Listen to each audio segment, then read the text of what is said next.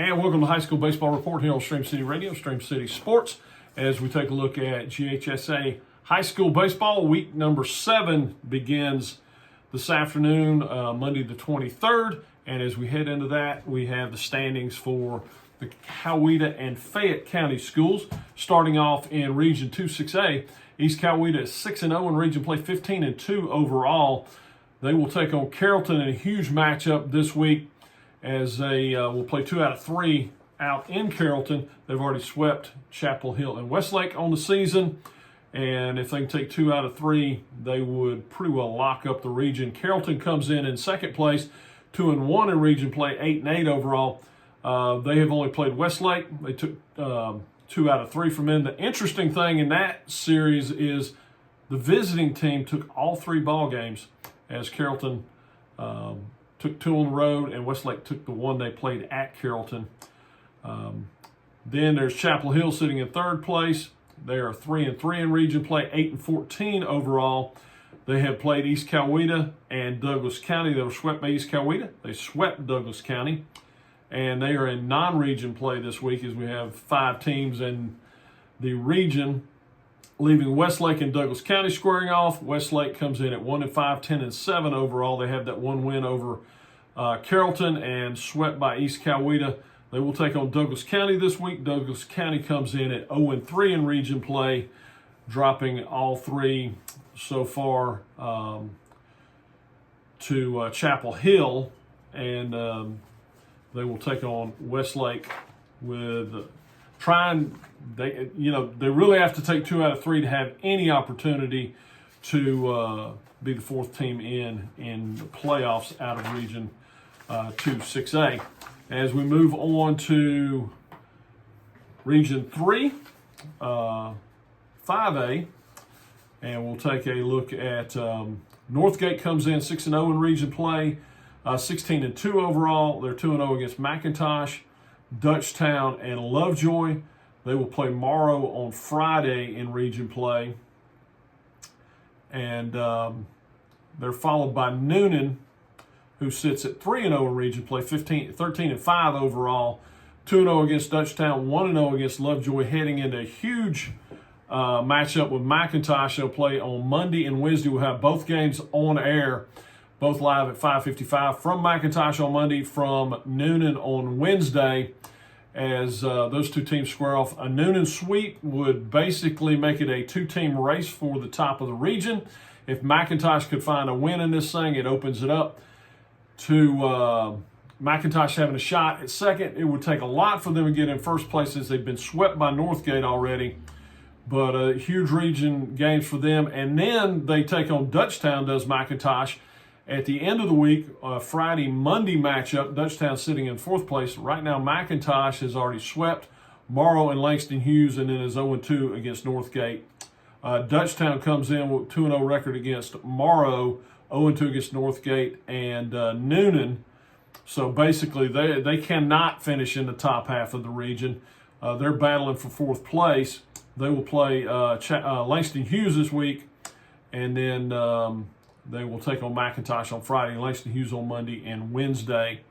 They need to win those games, and it would make that matchup with McIntosh on Friday and Monday a huge matchup for playoff implications. Lovejoy trying to stay in the race. They come in at 1-3, 3-12-1 overall. They play Morrow on Monday and Wednesday. They will play Monday's Mill on Thursday and Langston Hughes on Saturday. So they need to play well in all those ball games to stay in the race. Right now, they would have a shot. They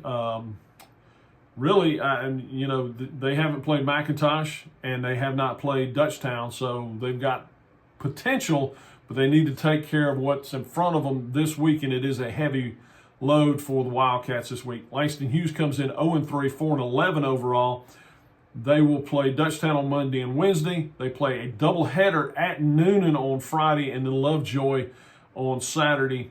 They have already been swept by McIntosh and swept 0-1 to Lovejoy. We'll make that rained out game up on Saturday. Morrow coming in 7th place. They're 0-4 in region play, 2-10 overall. They play Lovejoy and wrap the week up with Northgate on Friday, 0-2 against Dutchtown, and McIntosh. Banneker playing a non-region schedule this year. That will take us to Region 2 3A, and we find Troop at the top of the heap here.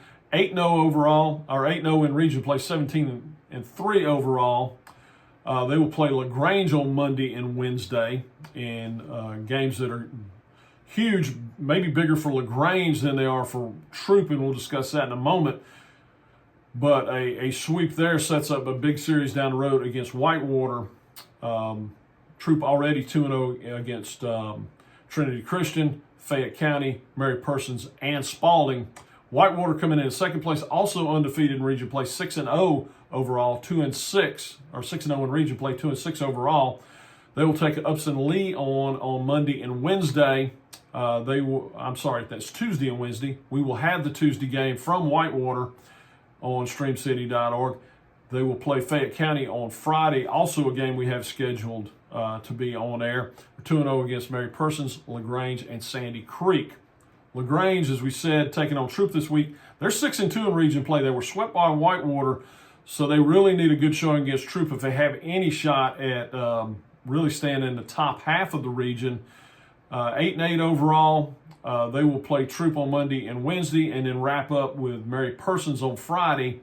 They are 2-0 against Upson Lee, Spalding, and Sandy Creek. 0-2 against, as I said, against Whitewater. Trinity sitting in fourth place at 4-3. They're 10-7 overall. They will play Fayette County on Monday and Sandy Creek in a huge game on Friday. They are 2-0 against Spalding, 1-0 against Fayette County, and then 1-1 against Mary Persons. Sandy Creek sitting in fifth place with that big series starting on Friday and then again on Monday. They're 2-0 against Upson Lee and Spalding, 0-2 against Whitewater and LaGrange, two teams that sit in front of them. So really battling for the fourth spot in region play to make that final spot into the playoffs. They will, as I said, they will play Mary Persons on Monday and Wednesday, and they have Trinity Christian on Friday for a big matchup there. Upson Lee sitting in sixth place is 2-4 in region play, 8-10 overall. Got the games with Whitewater on Tuesday and Wednesday, and then they'll play Spalding on Friday. 0-2 against Sandy Creek and LaGrange, and 2-0 against Fayette County. Mary Persons sitting in the seventh place, 1-5 in region play, 6-9 overall. They'll take on Sandy Creek on Monday and Wednesday. They will play LaGrange on Friday. They're 1-1 against 1-1 against Trinity Christian, and then they are 0-2 against Troop and Whitewater. So another team kind of locked out of the top half of this thing, but still with a possibility for a playoff berth depending on how they handle their business down the road. Fayette County comes in at 0-5, 3-11 overall. They'll take on Trinity Christian on Monday. They have Spalding on Tuesday and Thursday, and then Whitewater on Friday. They're 0-2 against Upson Lee and Troop, and 0-1 against Trinity Christian. Finally, Spalding coming at 0-8, 3-14 overall. They will take on Fayette County on Tuesday, Thursday. Upson Lee doubleheader on Friday. So they're getting a lot of games in this week. And they're 0-2 against Sandy Creek, Trinity Christian, LaGrange, and Troop. So just battling to stay out of the basement at this point are the Jaguars. And that was region, I think I misspoke a minute ago, that's region 2 3A. Region 3 4A, Stars Mill, Northside, Central, and Harris County, all 9-0 in region play, leaving Jonesboro, Griffin, and Mundy's Mill all 0-12 in region play. They've all four of those have swept the bottom three. So we know who's in the playoffs coming out of a region 3 4A. It's just a matter of pecking order, and that's going to get worked out over the next 3 weeks. Starts off this week, Stars Mill taking on Northside. We'll have that on air on Thursday, and Stars Mill will travel down to Northside on, I believe, Tuesday and Friday. We'll have them from Stars Mill High School. 9-0 are the Panthers, 14-3 overall. Northside also 9-0, 15-3 overall. Then you have Central sitting at 9-0, 17-2 overall. They'll take on Harris County this week, who also comes in at 9-0 and 15-4 overall. So, four-way tie at the top. We'll get it all sorted out this week. Like I said, we've got Stars Mill and Northside on air on Wednesday. We've got McIntosh Noonan on air on Monday and Wednesday. Tuesday we have Upson Lee at Whitewater. And right now we're looking at doing Fayette County Whitewater on Friday. That is subject to change depending on how these earlier games of the week go, because there's some potentially huge games on Friday afternoon that we may move over to. Stay tuned. We'll be on social media. We'll keep you up to date with that. Enjoy your games, my friend, this afternoon. First pitch in about 5 minutes as I record this at 5:50. 5:55, we go live from McIntosh High School as they take on the Noonan Cougars in a huge region matchup. Enjoy the games. Keep in touch. We'll be here broadcasting all week long from Stream City Radio, streamcity.org, and online at Stream City Sports for all your social media. Enjoy the games.